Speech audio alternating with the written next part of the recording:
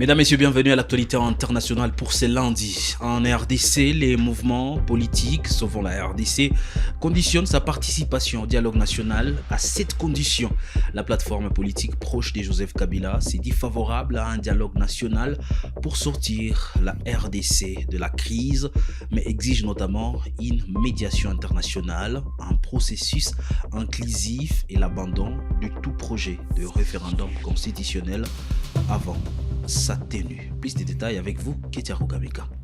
Le mouvement Sauvant la RDC, plateforme politique proche de l'ancien président Joseph Kabila, a annoncé samedi 1er août 2026 soutenir le principe d'un dialogue national pour tenter de résoudre la crise que traverse la République démocratique du Congo, tout en conditionnant sa participation au respect de cette exigence, parmi lesquelles une médiation internationale, un dialogue inclusif et l'abandon du projet de référendum constitutionnel.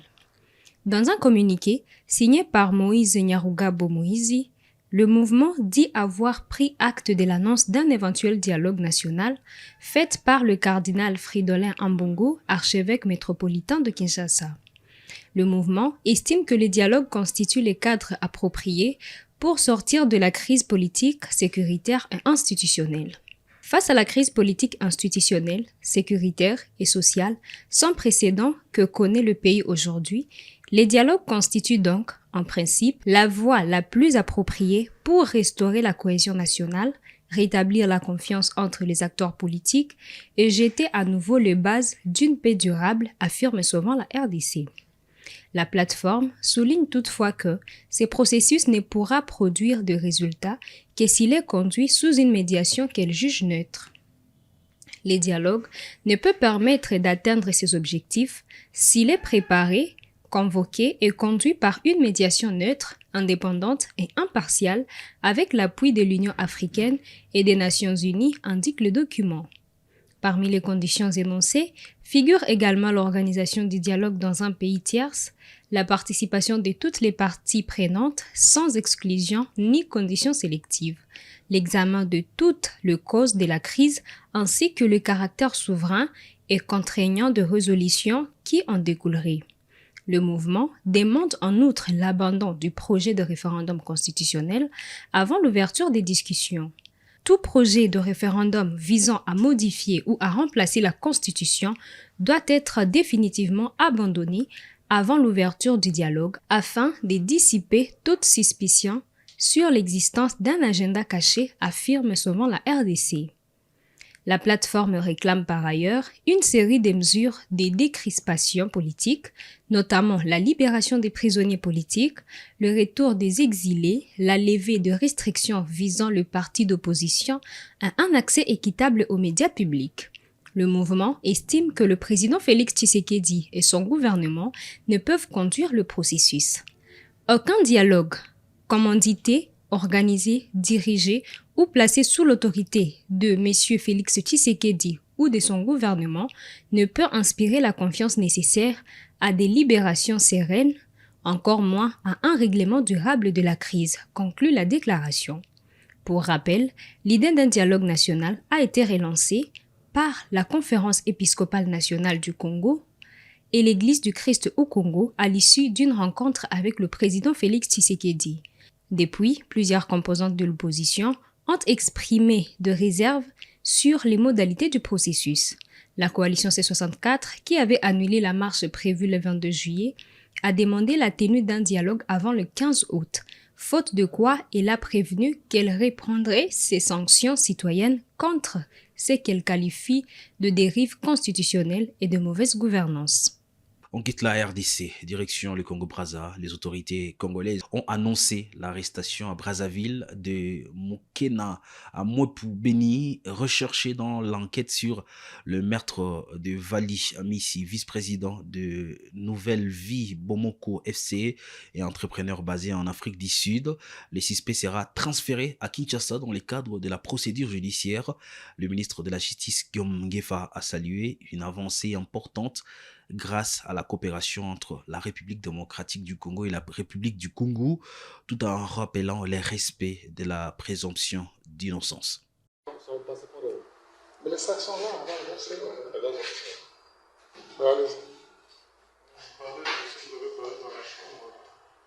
Non, parlons d'abord des vrais faits. Le gars s'appelait comment? Valère. Valère Amissi. Ouais, tu as dit que tu as tué avec une arme, c'est de quelle catégorie? Un PMK ou un PA? Je ne sais pas, on m'avait juste donné ça. Hein? Je ne suis pas spécialiste en armes, on m'avait juste remis. Qui t'a donné l'arme pour le tuer? J'ai peur de parler parce que ces gens-là... Tu n'as pas peur, tu es à la police ici. Tu es dans mon bureau. Voilà, ma famille est qui? Parce que ces gens là-bas, Je n'envoie pas les images là qui. ils seront là. Ils seront au courant. Ce sont des gens de... Moi, le but était juste de l'amener dans l'appartement.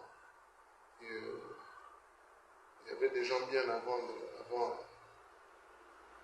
Vous avez dit que vous allez tuer avec un PMK quand vous dites ça. Je veux vous le confirmer. Oui. Ouais.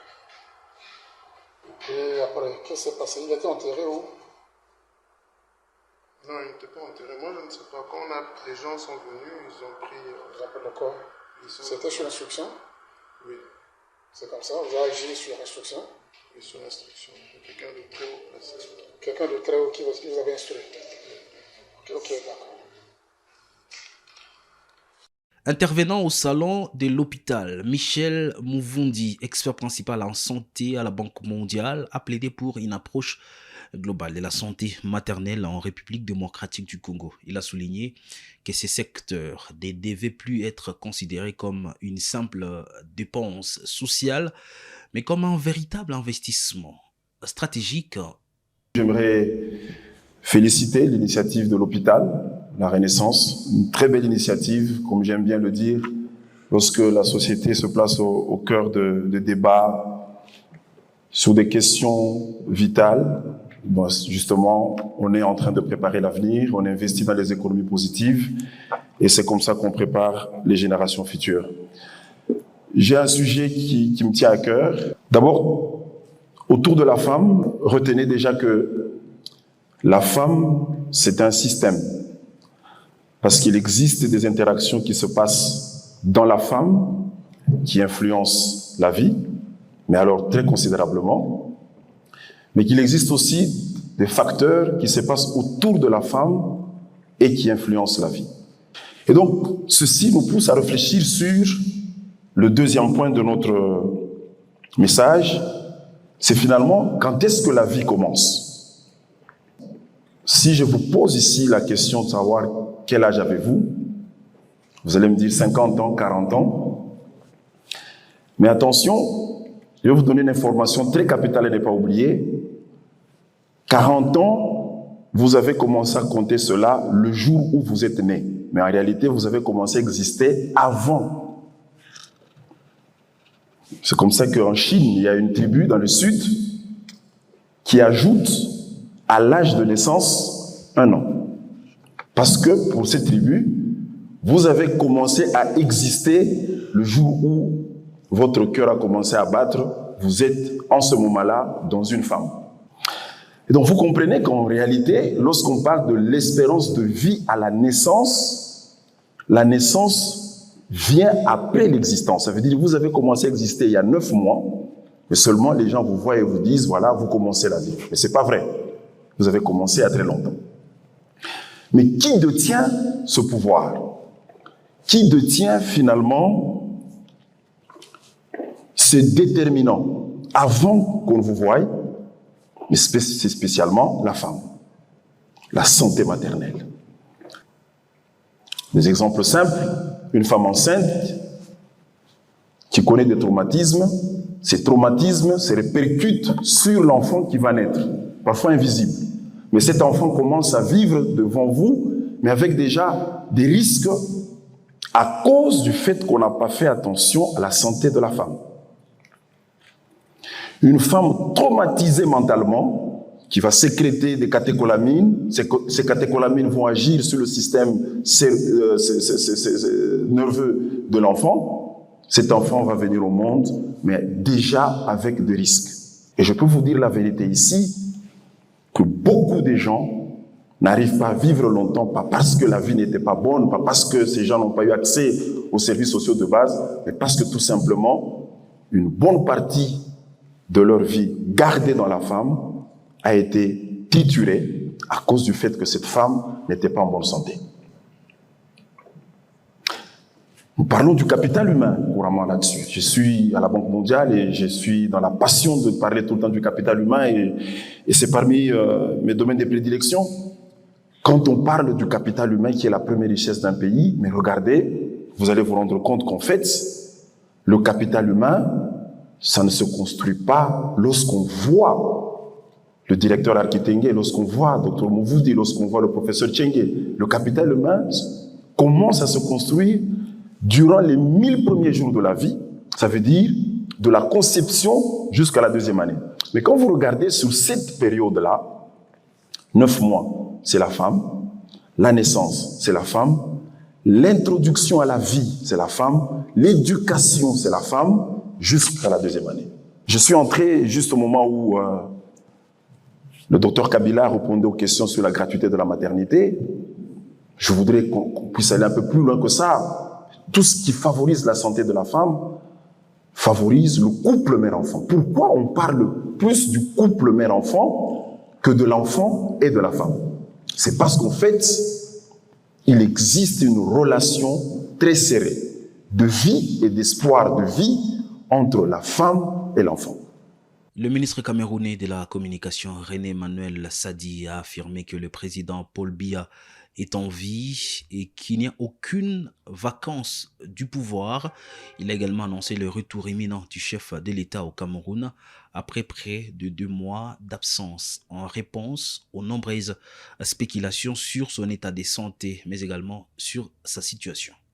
Alors, les figures de l'opposition qui réclament à corps et à cri une constatation de la vacance du pouvoir à la tête de l'État devraient, me semble-t-il, avoir une lecture de la loi fondamentale qui soit plus rigoureuse et plus objective.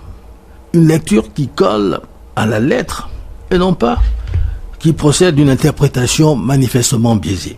Autrement dit, le Conseil constitutionnel ne s'est pas prononcé pour déclarer une vacance du pouvoir à la tête de l'État. Le président Paul Biya est en vie. Le président Paul Biya n'a pas démissionné. Je ne peux pas vous dire avec exactitude quand est-ce que le président Paul Biya revient. Et même si je le savais, il ne m'appartient pas de l'annoncer ici. Je peux au moins me permettre de vous dire qu'il revient très bientôt. Et c'est la fin de l'actualité internationale. Mesdames, Messieurs, merci à vous de l'avoir suivi.